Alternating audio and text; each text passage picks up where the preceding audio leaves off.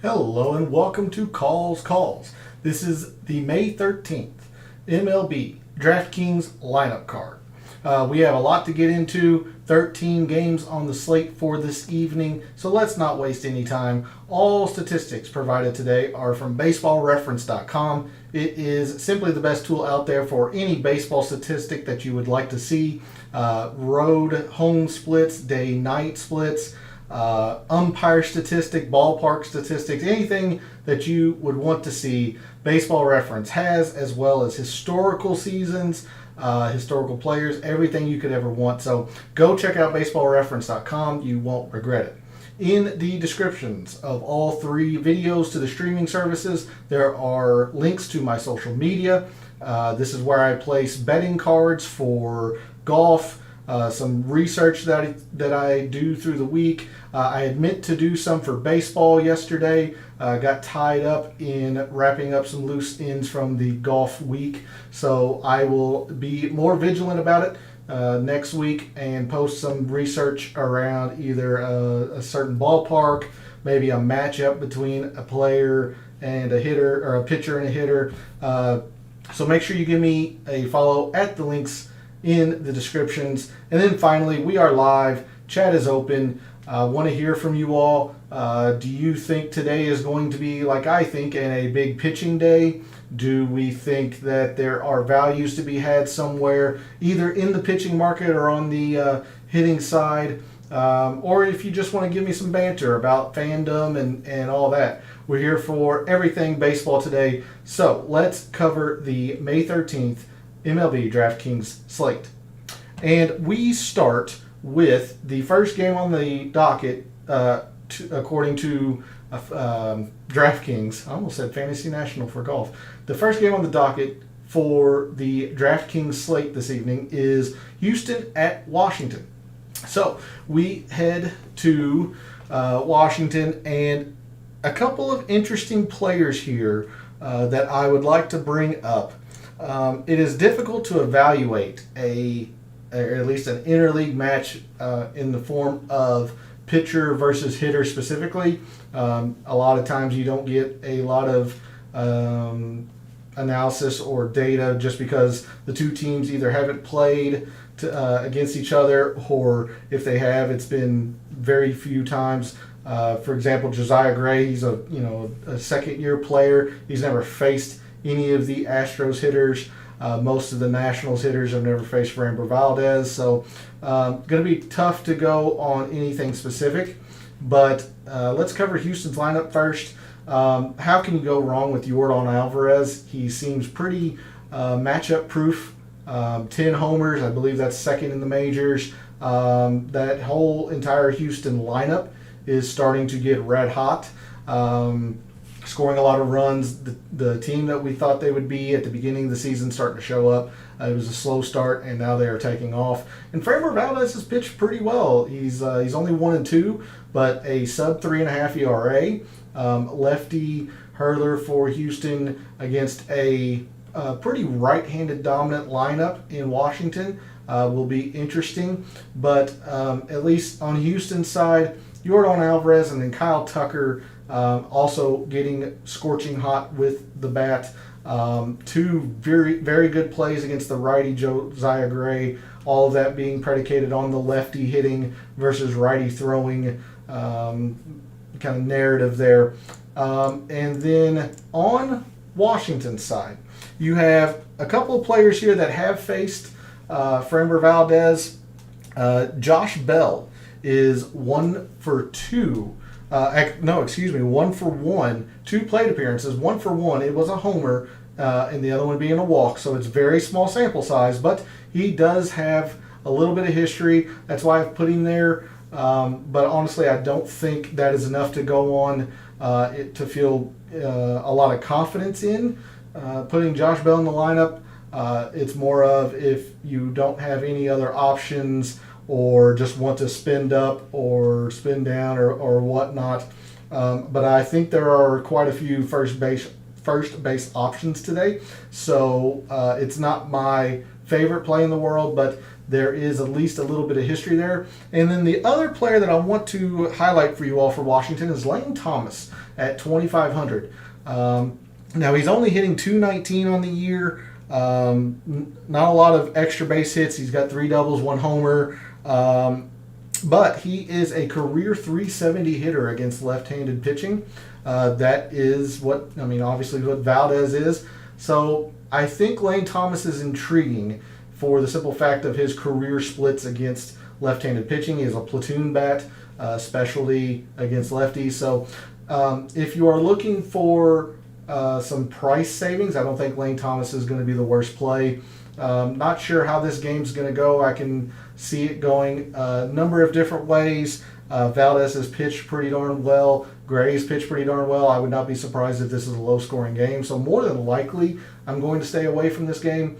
But again, Lane Thomas provides some intriguing price value if you are needing to save some money somewhere. So overall, not really terribly interested in this game. From the hitting side, from the pitching side, there's just not much here to analyze when the teams haven't played each other in a long time, and pitchers haven't faced hitters and whatnot. So that is Houston at Washington. We move to the second game of the docket. That is Baltimore at Detroit. And don't mind me if I keep looking over here to the right. If you missed last week's shows, I showed that I have DraftKings over here for any chat questions about positional eligibility or pricing, games, information if lineups come out towards the end of the show. And then also chat and my baseball reference stats are over here as well. So if I keep looking over, bear with it. But it's about the best setup I can have looking at my screens. So we move to Baltimore and Detroit, and this is a game I am trying to attack. We had Jordan Lyles on the show last week. He pitched pretty darn well, to be fair, against a Kansas City Royals lineup that has been struggling this year. Now, Detroit is not much better, but they do have a couple of hitters that are very, very, what I think are pretty darn good values today. And then you have Eduardo Rodriguez for Detroit coming over from Boston. Has not pitched amazingly. He's 0-2 with a 4.50 ERA. Both of these are pretty low tier options in terms of pitching market. I'm not really interested in either pitcher. As you can see, there are a couple of value plays that I think are going to be pretty interesting. So let's cover Baltimore versus Eduardo Rodriguez, the aforementioned former Red Sox. So there's quite a bit of knowledge here, or at least some exposure, players having hit against Erod. So I have highlighted 3 players that have some pretty decent numbers against Eduardo Rodriguez. First off being Trey Mancini, the right-handed slugger, only has first base eligibility today, but represents pretty decent value at 3,900. I just got through talking about Josh Bell. He was at 4,800. Not really where I want to go in the first base market, but if you're looking for value, a mid-tier option, Trey Mancini is a career 308 hitter against Erod, 3 doubles, 2 homers. Now he does have a lot of strikeouts, so Erod has some pretty good strikeout numbers against this Orioles lineup. Now, if you're not a believer in the Orioles offense, and generally they have not been great this year, then Erod presents an intriguing strikeout option today for Detroit. But one of the players that I think is going to do really well is Trey Mancini. The aforementioned statistics on him. He's one of my first base value plays for the day. Second baseman Rougned Odor, left-handed hitting second baseman against the left-handed throwing Erod. You would not think would be an ideal matchup, but in his career, Odor is 3 for 9 with a double and a homer, and also has 4 strikeouts. So again, the boom bust option showing itself, where if you go with the Orioles hitters versus the strikeout heavy Erod, you got to choose which angle you want to go with today in this matchup. And then Austin Hayes has been quietly putting together a pretty darn good season. He is hitting 291, 3 homers. There's a lot to like here with Austin Hayes. And again, at 3,400 presents a pretty good value that I think today. We mentioned Lane Thomas having some speculative value. Austin Hayes, 4 for 7 with 2 doubles off of Erod, a couple of walks. So if you're getting a player who's had a good beginning to the season and has good numbers against the pitcher he's facing today, I really like Austin Hayes to bottom out or round out an offensive lineup, especially in the outfield. Or if you're really trying to get greedy, maybe try to squeeze in on Austin Hayes and a couple of these other players like Lane Thomas, or some middle infield options that we'll find later on. But I like the ability of stacking, or a small stack of Mancini and Hayes. Now, from Detroit's side, again, this is a game I'm trying to attack, as I'm not a big believer in Jordan Lyles. The first person I want to highlight is probably my best catching value of the day. It's Tucker Barnhart. And Barnhart has not had the best of seasons so far. He is hitting 284, no homers, only a few extra base hits, so it's a pretty empty 284. But his numbers against Jordan Lyles, he is 4 for 11 with 3 doubles. Has made a lot of contacts, only striking out once against Jordan Lyles. A lot to like here in a position generally that is scarce for offense. I like Tucker Barnhart quite a bit today. Speaking to the middle infield options, he actually has first base eligibility today. Is Harold Castro. I highlighted him last week. He's still hitting 278 on the year. He is 3 for 4 in his limited plate appearances against Jordan Lyles. Interesting option there. And then both of these outfielders, Robbie Grossman switch hitting, Austin Meadows left-handed hitting, both having decent seasons as well so far. Meadows hitting 270, not a lot of extra base hits, but it's getting on base at a really good rate at 365. And then Robbie Grossman is only hitting 221, but also getting his fair share of walks, hitting at the top of the lineup for this Tigers offense. Let's see. Meadows is 3 for 6 lifetime against Jordan Lyles with a homer, and then Robbie Grossman 3 for 8 with 2 homers lifetime against Jordan Lyles. So a lot to like in this game. I don't mind setting up a double stack, to be honest with you. Not a big believer in either of these pitchers, at least on their current teams. I'm not a big believer in Jordan Lyles, period. A game that I'm trying to attack today. So there's some options there for you. I don't mind Erod for a speculation strikeout game, but I would not count on that. He is a price saver with some upside at best. So this is a game, like I said, I'm wanting to attack. Barnhart's probably my best catching value. I really like Austin Hayes. I like the numbers Mancini's put up against Erod. And then the 2 outfielders, especially for the Tigers, against Jordan Lyles. So there is Baltimore and Detroit. We move to Citi Field, and the next game is Seattle at the Mets. One of the premier pitchers in the game going today, Max Scherzer. You're going to be paying the price for him, 10-4. 4-1. He did lose his last outing. 2.92 ERA. Still one of the elite pitchers in the game. Facing the soft-tossing left-handed Marco Gonzalez. 1-4. He's pitched pretty well so far this season. 3.91 ERA. But you see the price. Not a strikeout guy. He only has 17 in 25 and a third innings. He is a pitch to contact guy, whereas Scherzer, you're getting all the strikeout upside, the innings pitched. There's a reason you're paying the premium for Max Scherzer. He's one of the best plays, I would think, today, as the Mariners lineup, those who have faced Max Scherzer, do not have good numbers at all. Suarez for the Mariners, 2 for 16. Now, both of them are homers, but you have to believe in the 2 for 16 more than the 2 homers. Also, 7 strikeouts against Scherzer.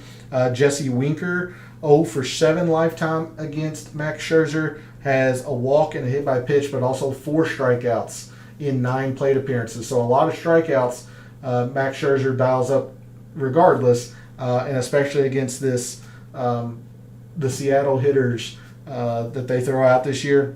Now, the one player for Seattle that has decent numbers, just like last week, I highlighted Adam Frazier.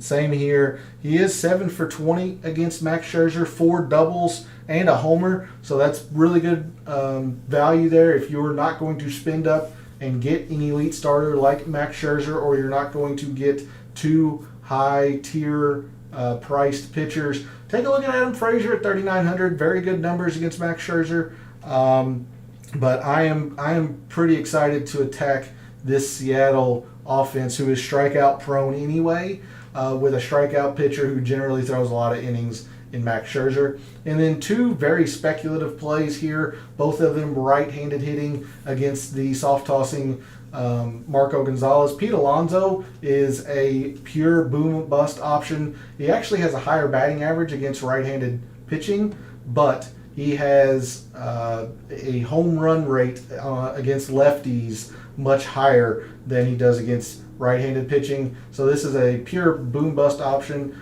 If you are willing to take that chance with Pete Alonso, I think it has a pretty good chance of paying out, but there are safer plays later on. And then Starling Marte does have a little bit of form against Marco Gonzalez. 2 for 5 with a homer and a walk.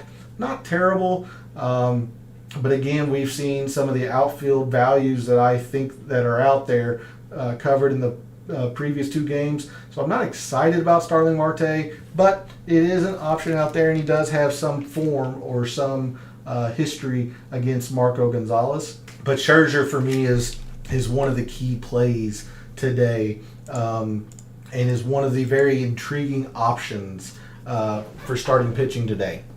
So that is Seattle at the Mets. We'll move to Toronto playing in Tampa, and a pretty darn good pitching matchup. Last week we had Kevin Gausman and we had Drew Rasmussen. Rasmussen facing the Mariners, Gausman facing the Guardians, I believe. And that game might have been rained out. I was looking forward to that matchup. I think it was Gausman versus Bieber. Now, for this game, it is interesting. I'm not sure how much I'm going to have in this game. If I do, I might actually go Drew Rasmussen against a right-handed dominant Blue Jays lineup. The Blue Jays do not have a lot of success. Granted, it is limited plate appearances against Rasmussen, but there are not a lot of success here. Teoscar Hernandez 0 for 5, Bo Bichette 0 for 5, Vladdy Guerrero Jr. 1 for 5. So I listed Lourdes Gurriel as about the only option that I am excited about or would think about using. Again, a value play in the outfield. He is 2 for 5 with a homer against Drew Rasmussen, and that represents the only good numbers against Rasmussen for Tampa. Rasmussen also has good strikeout numbers against these Blue Jays hitters. He is a strikeout pitcher anyway, almost a strikeout per inning. He's been pitching pretty well, as you can see, 2.89 ERA, 3-1. A lot to like there with Rasmussen, but the Blue Jays lineup is loaded, scuffling at the moment, so that could be another maybe upper tier or upper mid-tier option for you at the starting pitching position for Rasmussen. And then against Gausman, it's going to be really hard. The Rays are the same. They don't have a lot of good numbers against Gausman. He's been pitching well, gave up his first walk last week in Cleveland, or against Cleveland. I think they were at home. But he's been pitching stellar, 46 strikeouts in 38 innings. The aforementioned 1 walk. less than one walk and hit per inning. So Gausman pitching lights out. Now, as far as options for Tampa hitters, Zunino, usually a boom bust option, but he actually has some decent amount of success against Gausman. He's 3 for 8, one of those being a homer. So it's still a bit all or nothing with Zunino, but there is some speculative performance here from the past. And then take a look at Kevin Kiermaier. Down there, like Lane Thomas, although Thomas has never faced the Houston starter, Fran Bravades, sorry. Lane Thomas has never faced that starter. Kiermaier has a lot of success against Gausman from Gausman's time in Baltimore. Kiermaier is 6 for 22. It's a 273 average with 2 homers. And at 2,400 represents the ability to really pay off his price in a Tampa lineup that has been clicking on all cylinders. So intriguing option there. But for the most part, I'm going to stay away from this game too. It could go a couple of different ways. I am intrigued or would think about Drew Rasmussen. I would also think about Kevin Kiermaier if I needed some price savings and still wanted at least some form against the starting pitcher. Not a whole lot of interest in Zunino, especially when I highlighted Tucker Barnhart 2 games ago, Baltimore and Detroit. So that is a look at Toronto and Tampa. We move now to a fun game today, and one that I am excited just to see the outcome. The pitching matchup is spectacular. You've got Yu Darvish for San Diego at Atlanta, who is throwing Max Fried, a premier pitching game here. As you can see, I've only got a couple of players highlighted in hitting.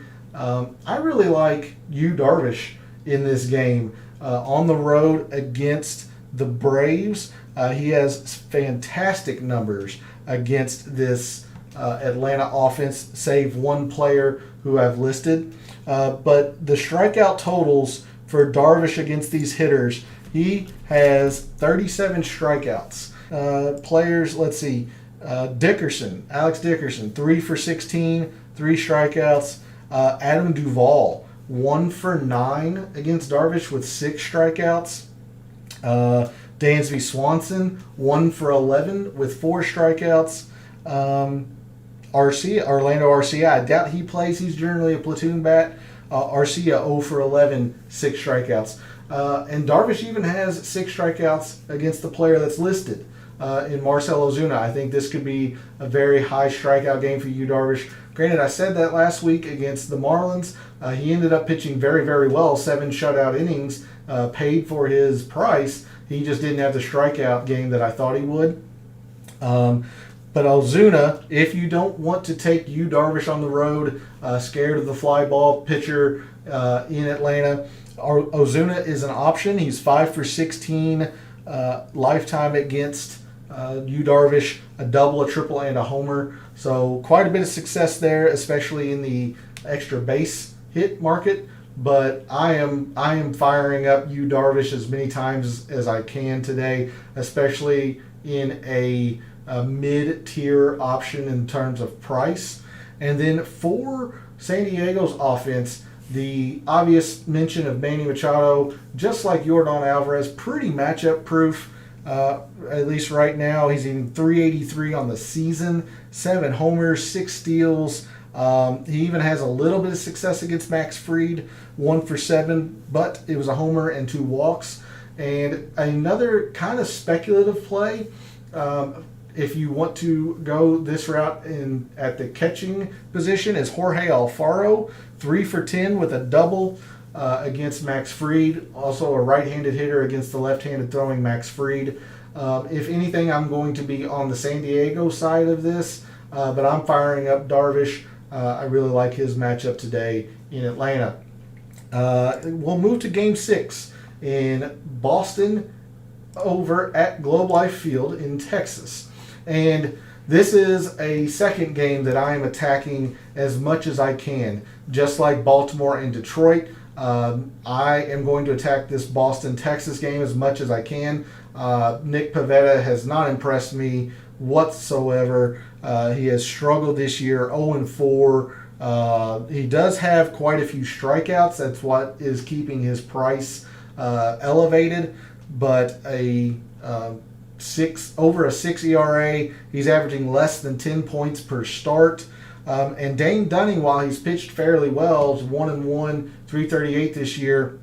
He is averaging just under 1 strikeout per inning, so decent at least on the surface. But the Boston hitters have a lot of success against Dunning. So let's take a look at that side first. The only player really that doesn't have great success against Dane Dunning is Rafael Devers, 0-3 lifetime.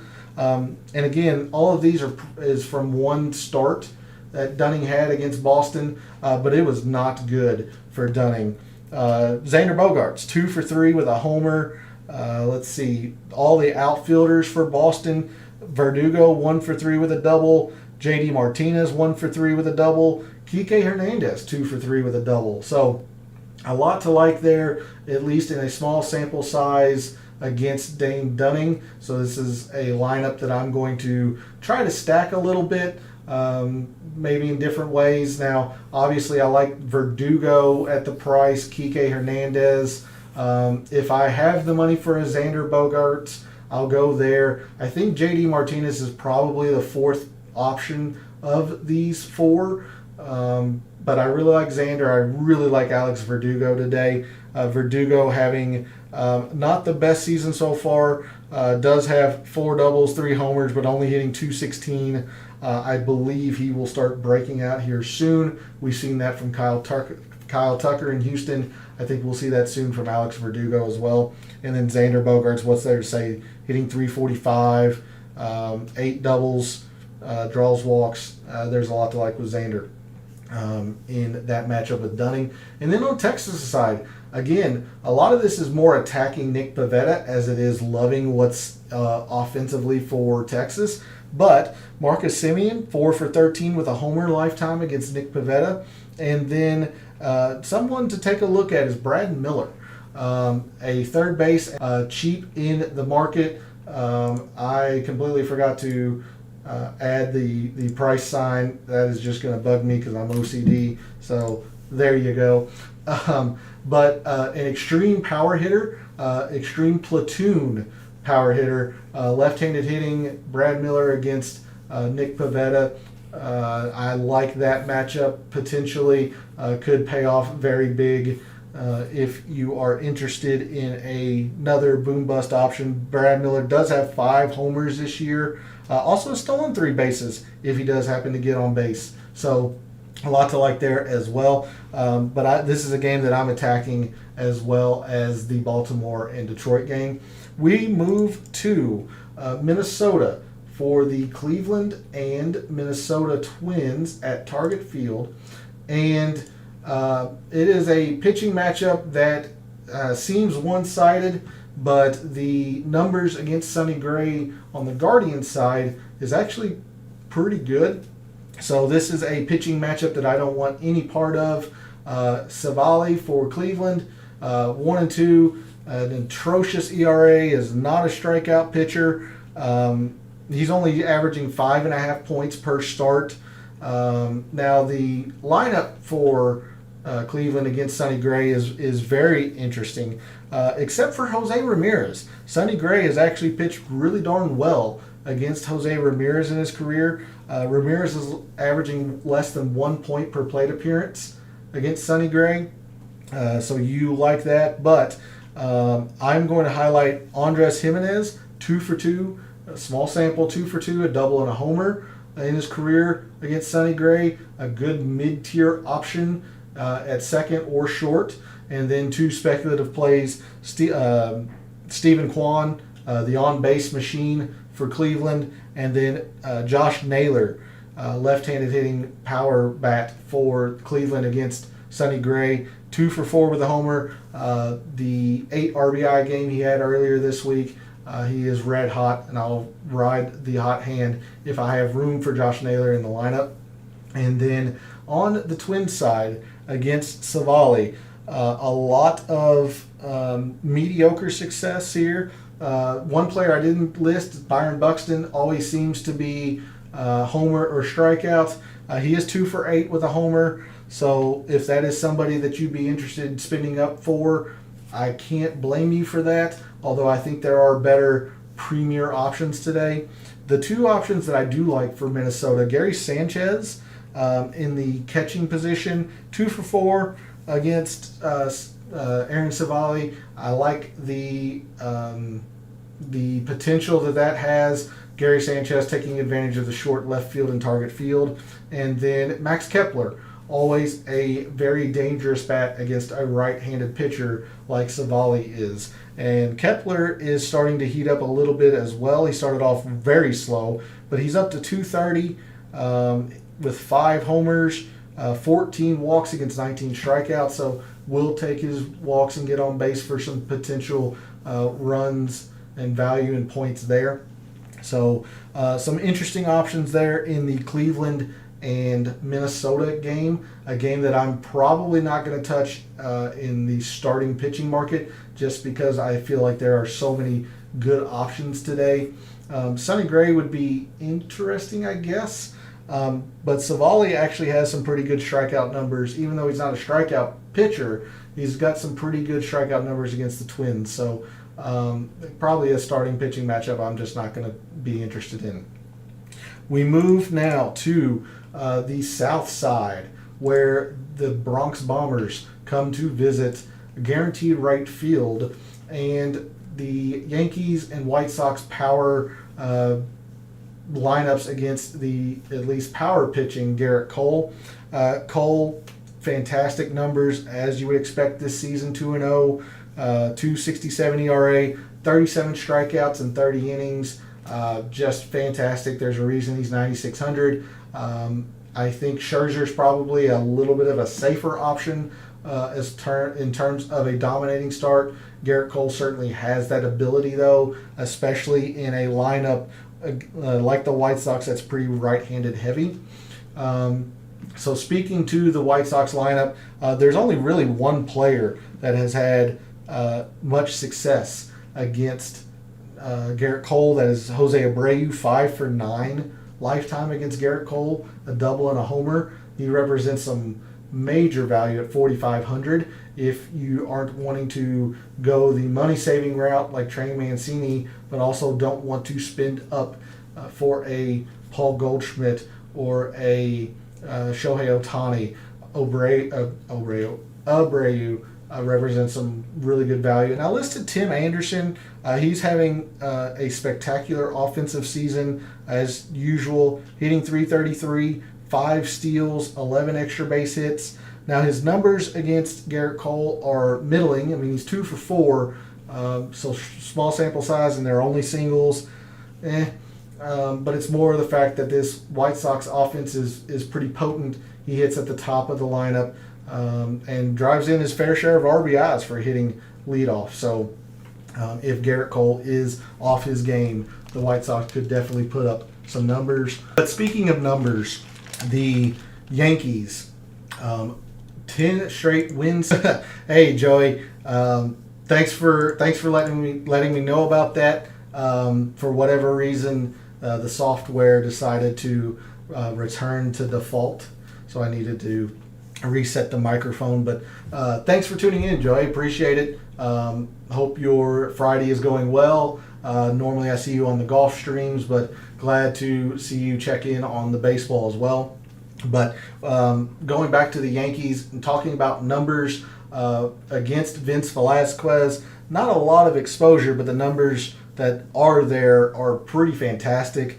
Rizzo, 2 for 3 with a homer. We know his propensity to get on base, walks, and hit by pitches.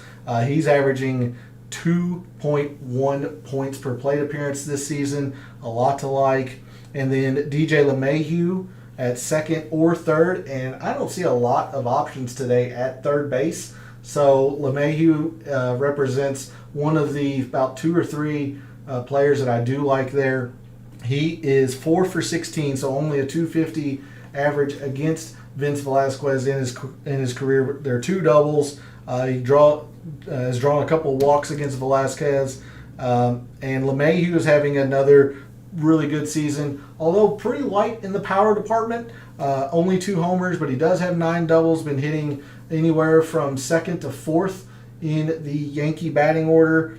11 walks, gets on base, 380 clip, so a lot to like there. I think this is going to be a pretty one-sided game today with Garrett Cole pitching. I don't mind using Garrett Cole today. I really like Rizzo. Bit speculative, but again, 2.1 points per plate appearance this season. Pretty darn good against Velasquez, somebody who's had success against in the past, and LeMahieu, one of the better options at third, I think, today. So that is the Yankees at the White Sox. Now we move to St. Louis, and where this season series is wrapping up. We had St. Louis at San Francisco last week. Then a week later, San Francisco is coming to St. Louis, and they'll be done with their season series. I was very wrong last week on one of these games. I really liked Steven Matz against the left-handed heavy Giants lineup. The Giants put up 8 in 2 innings on Steven Matz. That was a pretty atrocious call. And he was throwing against Logan Webb. So Logan Webb comes back out this Friday evening against Jordan Hicks. So a pretty good pitching matchup. If you think Jordan Hicks is going to be stretched out enough to potentially get a win, say 5, maybe 5 1/3 innings, he's got some very good numbers in his one start last week against the Giants. He had 6 or 7 strikeouts in 4 1/3. Generally a strikeout pitcher anyway. 18 in 16 2/3 innings. But 16 2/3 in 6 starts for Jordan Hicks, or at least 6 games. I believe he started 5. So they're trying to stretch him out to be a starter. They're doing so slowly. He has pitched pretty effective when he's pitched, but he hasn't thrown many innings. He's only averaging 8.5 points per start because of the lack of innings per start. And if he doesn't get the strikeouts, there's no value there at all. Meanwhile, Logan Webb has pitched pretty darn well, 4-1 as you can see, sub-4 ERA. He only averages 15 points per start because of the lack of strikeouts. So not a lot to go on in terms of pitching versus hitting performance. Webb has thrown 1 time to most of these hitters. That was their his game against the Cardinals last week. Hicks the same against the Giants lineup. So highlighted 2 players here. I'm more confident in the St. Louis side than I am in the San Francisco side. But for San Francisco, Brandon Crawford 1 for 2 against Jordan Hicks last week. It was a double. He drew 2 walks. Left-handed hitting shortstop. If I'm going to come this high on price for a shortstop, I'm not going to be coming to Brandon Crawford. But I don't hate the play either. And then Luis Gonzalez is somebody who has really shined for San Francisco so far this year, hitting .309, no extra, 3 extra base hits in 65 plate appearances, so it's a really empty .309. But he does have 3 steals, draws a fair share of walks, but he does not strike out. He's only got 9 strikeouts in those 65 plate appearances. So really like Luis Gonzalez as another option in the price savings department if you are not a believer in Jordan Hicks. And then for the Cardinals, you have 2 players here that have a lot of numbers against the Giants in general. And Paul DeJong has some fantastic numbers against Logan Webb. Now first, let's cover the downside with Paul DeJong. He's only hitting 130 this year. Yes, you heard that right. He's hitting 130. But his numbers against Logan Webb, 4 for 6 with a homer, a walk. This is basically the Dansby Swanson situation that we had last week, where Swanson had some fantastic numbers against Corbin Burns, and Corbin Burns dominated him Swanson went 0 for 3 with 3 strikeouts. This is the biggest boom bust option that there is today, especially at the shortstop position. Paul DeJong struggling this year, but generally a power hitting shortstop. So all he needs is one big swing, and he has paid for him twice over, paid for himself twice over. I've highlighted a couple other players here for St. Louis. You've got Tommy Edman hitting at the top of the lineup. Really no more needed, but 2 for 6 against Logan Webb in his career with a double. Again, hitting at the top of this pretty potent St. Louis lineup. Tommy Edman hitting .284, 7 steals, 8 extra base hits. A lot to like with Tommy Edman if you're wanting to spend up and get 50 or have 5,400. Like that play quite a bit. And then Juan Yepez, last week he was 2,200. People are starting to get on board with Juan Yepez.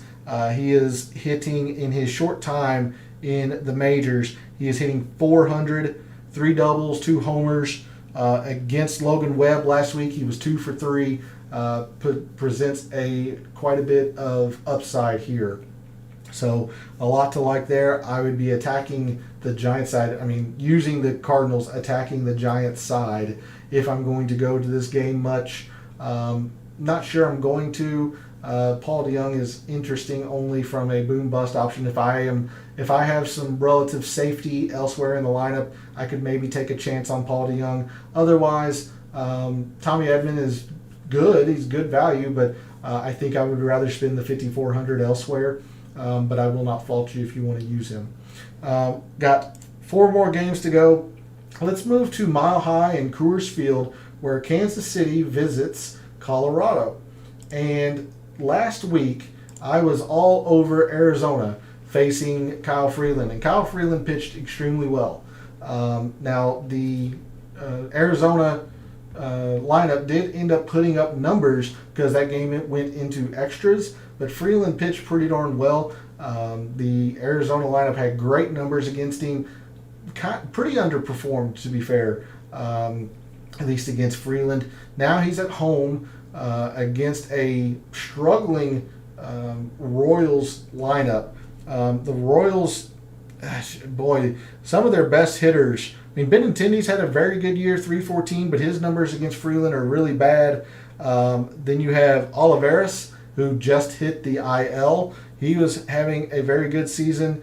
Other than that, everybody on this team is hitting 240 or below.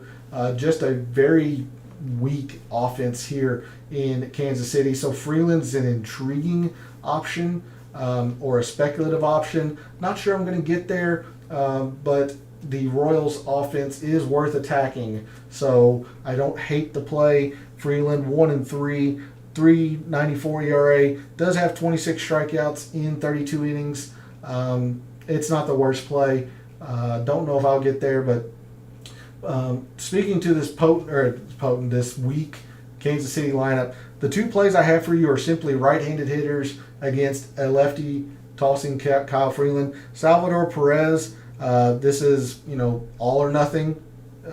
You're going for the power because he's only hitting 200, 5 homers, 7 doubles. He's struck it out 31 times in 121 plate appearances already this season. No history against Kyle Freeland. But somebody to take a look at is Hunter Dozier. He's the one that is hitting 240 this season for the Royals. 10 extra base hits, 3 of them homers. He does have 26 strikeouts, so this is a lineup that strikes out at a very high rate. But Hunter Dozier at least presents some options with both first base and outfield eligibility. And there's a look at the Royals lineup. Not a lot to like here, so Kyle Freeland is at least interesting today. And then for the Rockies against Zach Greinke, also a play that I really, really like today. The Rockies against Greinke, the only player that has any kind of form or any kind of past success against Greinke is Blackmon, Charlie Blackmon. 20 for 80, so 250, 8 doubles, 2 homers, a lot of slugging, but 16 strikeouts against Zach Greinke. And Greinke's not a strikeout pitcher, but he has quite a few strikeouts against this Colorado team. 16 against Blackman, 7 against Randall Grichuk, 6 against Ryan McMahon in 20 plate appearances. 4 strikeouts in 9 plate appearances against Garrett Hampson. At 5,200, Zach Greinke, who's pitching pretty darn well. Yes, he's 0-2, so you're probably not going to get the win out of him. And he has no strikeouts. He has 10 strikeouts in 33 and 2/3 innings. So you're banking all on the innings pitched and effective innings pitched. But he is pitching to a 2.67 ERA. Greinke's interesting. I think he actually might accrue some strikeouts against this Colorado lineup. I like Greinke more than Freeland, but both pitchers, quite honestly, are quite intriguing to me. I will be leaning Greinke. He presents a whole lot of price savings that I am fairly confident I will get back in the innings pitched, and perhaps even more strikeouts than what is expected. The Rockies lineup just doesn't have a lot of good numbers against Greinke in his career. Greinke, formerly of the Dodgers and the Diamondbacks. So a lot to process in this game. Really like the pitching options here. We move to Game 11 on the docket, and the Cubs are in the desert to face the Diamondbacks. We mentioned last week that I was all over trying to attack Kyle Freeland. In that same game, I was trying to attack Zach Davies. That was a game that I was just stacking heavily Arizona and Colorado hitters. Both starters actually pitched pretty darn well. Davies, 1-1, 3.34 ERA. A lot like Zach Greinke, the aforementioned Zach Greinke in the previous game, he does not have a lot of strikeouts. You are banking on him having an effective game, getting 6+ innings or so. His numbers against the Cubs are really pretty good. But I'm going to highlight Wilson Contreras, the former catcher for Zach Davies. So there's a lot of familiarity there. For those who don't know, Zach Davies was in Chicago last year pitching for the Cubs. Had a pretty good season. But Contreras against Zach Davies, 265 hitter, 9 for 34, 2 doubles, 2 homers. But he does have 7 strikeouts in 35 plate appearances, so he's striking out 20% of the time against Zach Davies. He would be the only player that I'd be really interested in on the Cubs side at 5,200 for a catching position. That's usually pretty scarce in offensive production. Like I said, I'm pretty high on Tucker Barnhart, so I'm not sure I will pay the 5,200 for Contreras. But you can always count on Contreras to be anywhere from first to fourth in this Cubs lineup. So he's going to get the plate appearances. He is having a fantastic season, hitting 304, 12 walks versus 19 strikeouts, 11 extra base hits, 4 of them homers. You like that? Suzuki I'll always highlight until he proves that he doesn't belong. He has really cooled off. He's only hitting 255 now, but still has 12 extra base hits, still draws his walks. Suzuki is probably going to be a decent play all season. And then for Arizona's side, even though Drew Smyly is left-handed, there are a couple of lefties that have some pretty good numbers against Drew Smyly in their career. One of those being Pavin Smith. Pavin Smith, 2 for 4 with a homer, also a walk in his career against Drew Smyly. And then Ketel Marte, 3 for 7, all of them singles, but quite a bit of success in a fair amount of plate appearances against Drew Smyly. So again, if I were to go to this game, it would probably be Zach Davies. I'm just not a big believer in this Cubs offense right now, but I'm probably just going to stay away from it. The lefty Drew Smyly actually having a decent season. 23 and 2/3 innings. He's only 1-3, but has a whip of 1.2. Not a lot of walks, so you're banking on some more innings as opposed to strikeouts. You're wanting the effective innings. So not sure I'm going to get there with this game, but a couple of options if you want to take advantage of a ballpark that's generally hitter-friendly in Arizona. we come to the game, or the 12th game in the slate. And when you look at this game, you're going to see exactly how I feel about it. The Angels are in the Coliseum, and you will see that I have no clue about this game. I have highlighted no hitters, and you see the pricing on the pitchers.